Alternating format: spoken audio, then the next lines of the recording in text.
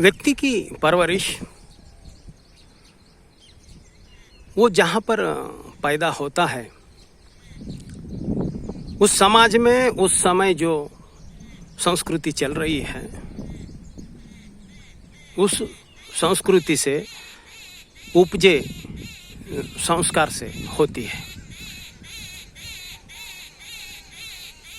व्यक्ति की जो पर्सनालिटी बनती है, उसका जो व्यक्तित्व बनता है, तो एक माने में वो उस समय के उस समाज के संस्कारों को प्रतिफलित करता है, उसका ही प्रतिफलन है। अमेरिका में, यूरोप में जब बच्चा जीवन को समझने लगता है तो जीवन का परिचय उसे अनुशासन के रूप में दिया जाता है। खुद स्वावलंबी कैसे बने, किसी भी मामले में परावलंबी न रहें,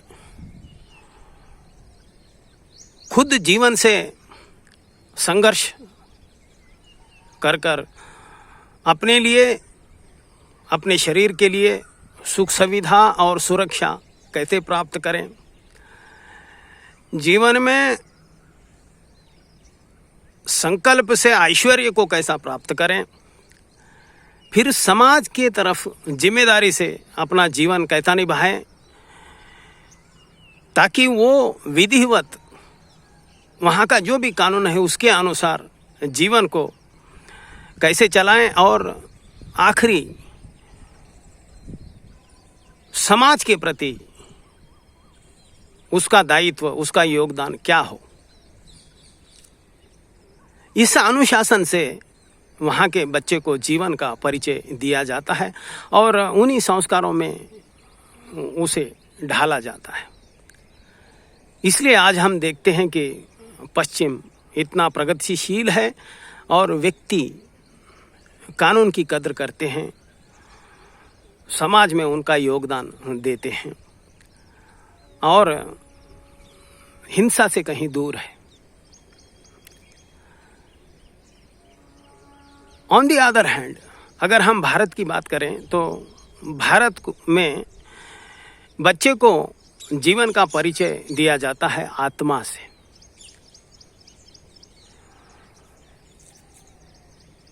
यानी आत्मा सत्य है और जीवन एक माया है, एक इल्यूजन है। तो बच्चे की परवरिश उसी तरह होती है। तो भारत में हमेशा से करीब करीब 100 करोड़ लोग आत्मवादी, अध्यात्मवादी, एनलाइटेंड सोल्स हमेशा मौजूद रहते हैं।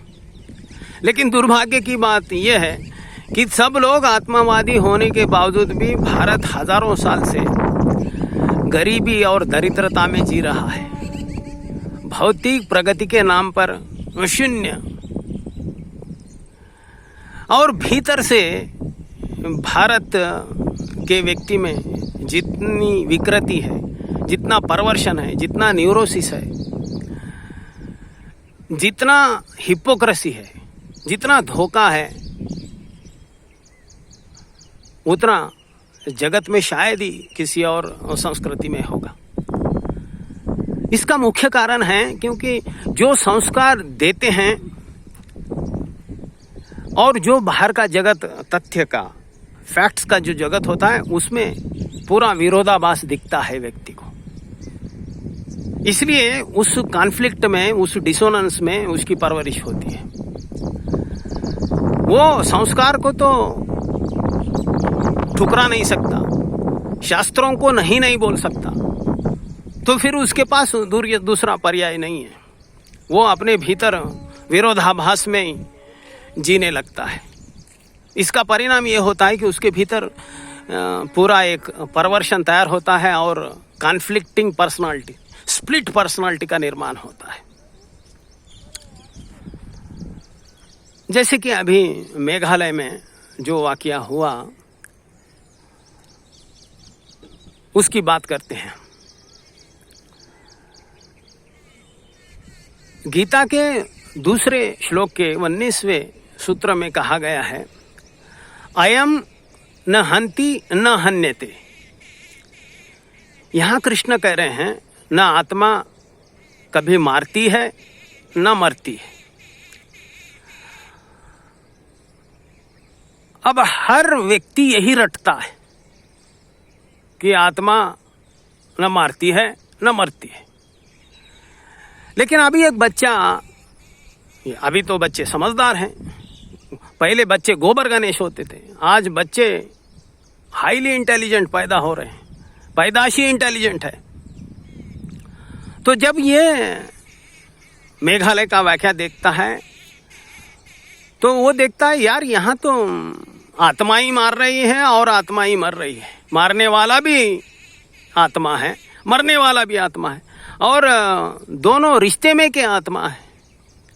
कहते हैं पत्नी की आत्मा पति के आत्मा को मार रही है। फिर ये एक बड़ा विरोधाभास उसके भीतर निर्माण होता है।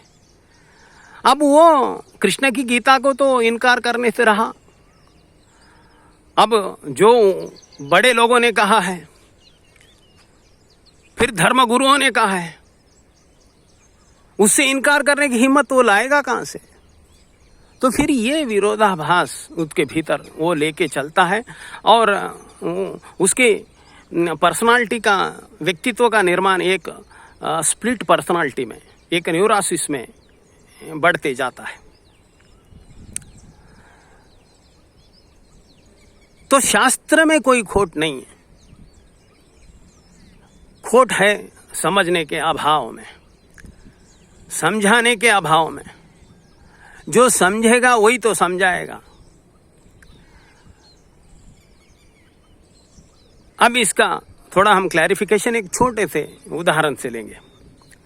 दूध है, दूध के हर कण में घी है, लेकिन जो भी दूध लेते हैं उन सबको घी उपलब्ध नहीं है। क्यों? जैसे कि हम दूध लाए हैं, दूध को 2 घंटे तक गर्म नहीं किया तो दूध फट गया, तो आत्मा भी मर गई, शरीर भी मर गया। तो उस व्यक्ति के लिए घी नाम की कोई चीज नहीं है। फिर कुछ व्यक्ति उसके ऊपर मेहनत करके उसको दूध गर्म किया, फिर चाय पी लिए, तो उनके लिए आत्मा है लेकिन चाय के लेवल तक ही है। फिर कोई और थोड़ी मेहनत किया घी तक, वो दही तक, उसके लिए आत्मा है लेकिन घी दही के लेवल तक ही है।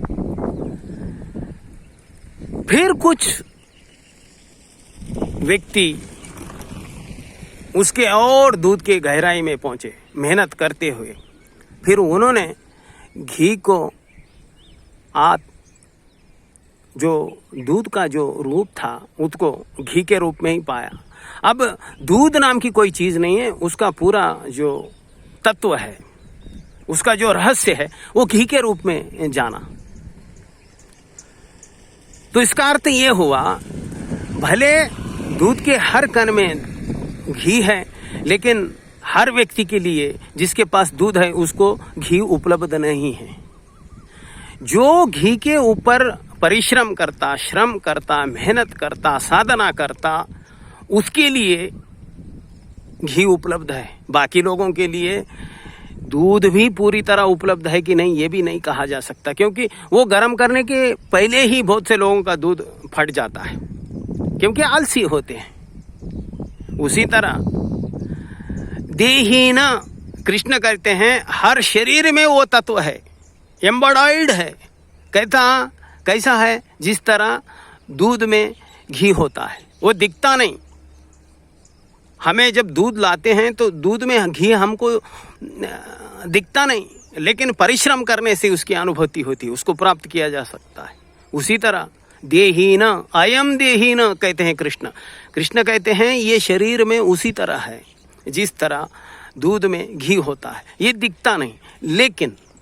लेकिन जो इस पर परिश्रम करते हैं, जो इस पर साधना करते हैं, जो इस पर मेहनत करते हैं, उन्हीं को इसकी अनुभूति होती है।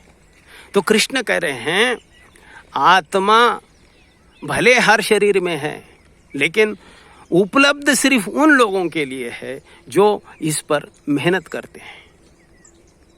बाकी सब लोगों के लिए आत्मा नहीं है। इसलिए जो व्यक्ति हत्या कर रहा है उसमें जरूर आत्मा का अंश है, लेकिन वो अंश सोया हुआ है। जिसमें आत्मा का व्यक्त सोया हुआ है, अब वो बेहोशी में जो कृत्य करता है उसी का एक अंश है हिंसा। अब उस व्यक्ति में आत्मा नाम की कोई चीज नहीं है, क्योंकि उस एसेंस को, उस तत्व को उजागर नहीं किया गया, उसे जागृत नहीं किया गया। तो हम ये समझ लें, इसका अर्थ कृष्ण कह रहे हैं कि जब कृष्ण कह रहे हैं न हन्ति न हन्यते अहम देहानि, तो कृष्ण कह रहे हैं जो तत्व इस देह में है न वो मारा जाता है न मारता है। तो इसका अर्थ है जब वो तत्व जागृत होता है, व्यक्ति उस तत्व का अनुभव करने लगता है, वो व्यक्ति न हिंसा करता है न हिंसा होने देता है। इसका अर्थ ये है। आज इतना ही। नमस्कार।